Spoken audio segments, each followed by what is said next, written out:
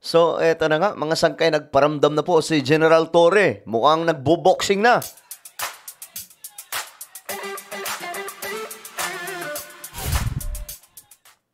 Hello guys, what's up? This is me, Sangkay Janjana. I'm back for another vlog today. At ito nga, pag-uusapan po natin ngayon ng mainit-init na nangyayari, no? Marami kasi talaga nag-aabang ngayon mga sangkay sa boxing ni PNP Chief General Torre. Laban po kasi sa hamon ni Baste, mga sangkay, di ba? Naghamon si Baste na suntukan na lang daw. Ngayon, pinalagan. Ito, pag-usapan po natin. But anyway, bago tayo magtuloy-tuloy, paki-subscribe po muna yung ating YouTube channel. Tayo po ay 1.53 million subscribers na. Kaya naman, sa mga hindi pa po dyan nakakapag-subscribe at gustong mapabilang sa dumaraming mga solid sangkay, makikita nyo po yung subscribe button sa baba ng video na to. I-click nyo lamang po yung subscribe, i-click ang bell, at i-click nyo po, syempre, yung all. Sa mga nanonood po sa Facebook, i-follow nyo po yung ating Facebook page. Okay, ito na, pag-usapan na po natin mga sangkay. Nagparamdam na po kasi si General Torre. At ito na nga, nagbo-boxing na yung ating PNP Chief. Ito, panoorin po natin.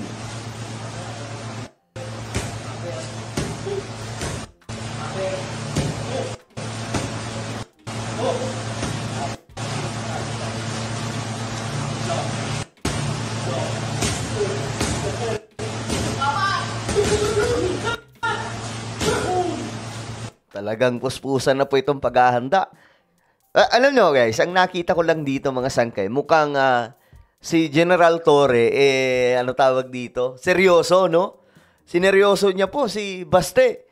Kasi, ang kinagandahan kasi dito mga sangkay sa pagpalag ni Torre, hindi po yung kayabangan mga sangkay, hindi po tulad kay Baste, diba na mayabang ka lang, sabi ni Baste, kasi naka-uniforme ka, pero kung wala ka sa posisyon, ganyan-ganyan. Pero kung suntukan na lang tayo, gumaganon. Yun yung kayabangan. Pero si Torre mga sangkay, alam nyo anong ginawa niya?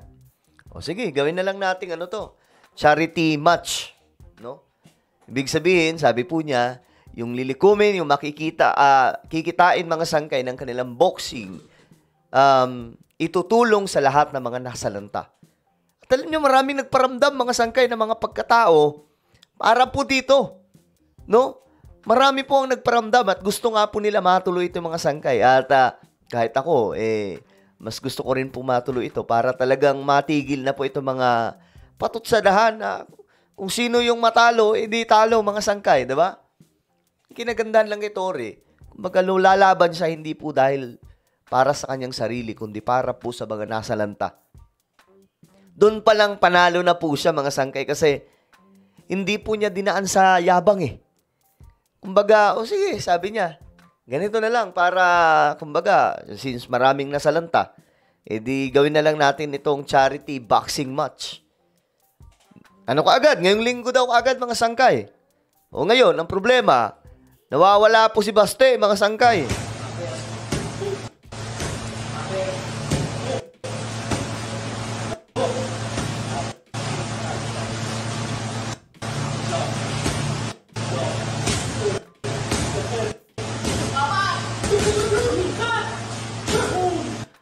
Okay, so yan ang preparation. Pinakita po kagad ni Torre na ready ako.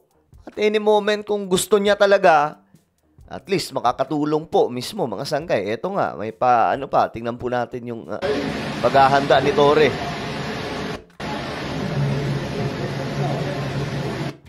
O, diba? Yan ba? Kaya ba yan ni Baste? Pumush up ng napakarami. Na parang wala lang. Yung mga sangkay, may edad na po itong si Torre, pero tingnan po ninyo yung katawan. Di ba, nilalait po nila yan, na diwata.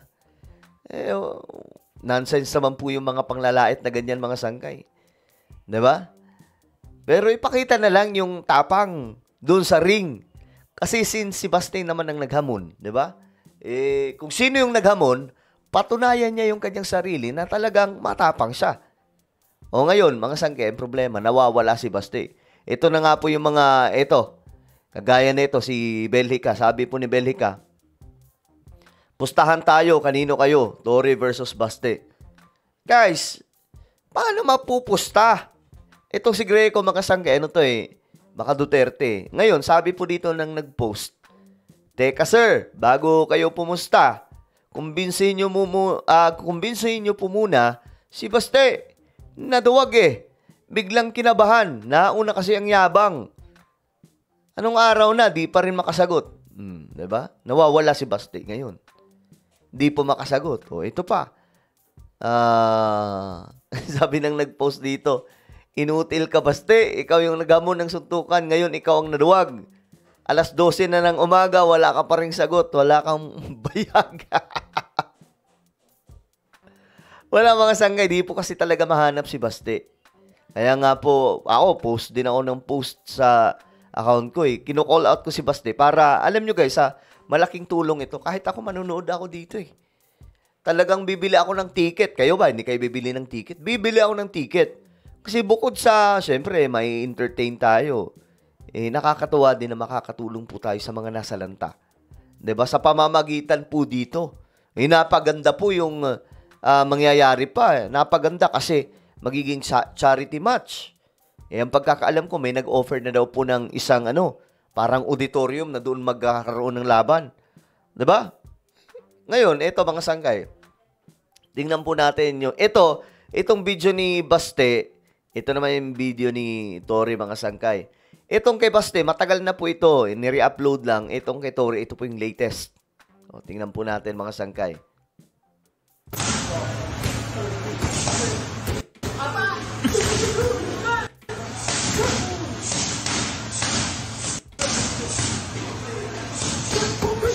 Solid yung mga suntok ni Tory, no?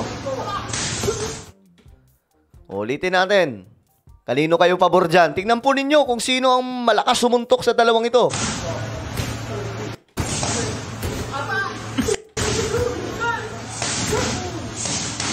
Wala. Kahit ulit-ulitin nyo to mga sangkay, alam nyo, ang puproblemahin talaga dito ni Baste, yung bilis. Matanda na po itong si Tory, pero maibubuga. Tingnan nyo naman yung katawan. Disiplinado po yan. Walang bisyo. Si Baste may bisyo. Pag may bisyo ka, madali kang hingalin. Lalo na kung panay ka sigarilyo. Miinom ka, yari. Mahihirapan ka dyan. Yung magiging problema talaga ni Baste dyan, mga sangkay, yung stamina. Paano niya i-maintain yung stamina niya ng 12 rounds? Kasi yun po yung hamon. Yun yung binitawan ni Tory. Gusto niya, gawin na natin 12 rounds. Kasi per round, mayroon pong sponsor. Ngayon, yung mga sponsor na yun, mga sangkay, itutulong yun sa maraming mga nasalanta. Diba? Napaganda pa po yung match na ito. Ulitin natin. Tandaan po ninyo, tingnan po ninyo Unahin po muna natin tingnan itong mga suntok ni Baste.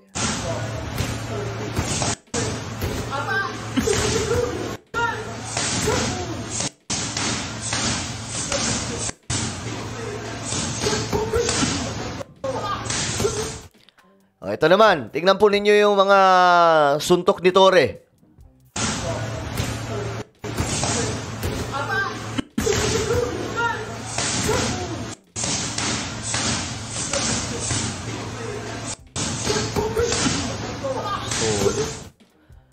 So tingin ko mas solid talaga yung mga suntok dito ni Tory. No? Mas mabilis siya manuntok kaysa kay Baste. Tingnan po ninyo. Ulitin natin. Yung bilis yung bilis. Tingnan po ninyo yung bilis sa kanilang dalawa. Di ba?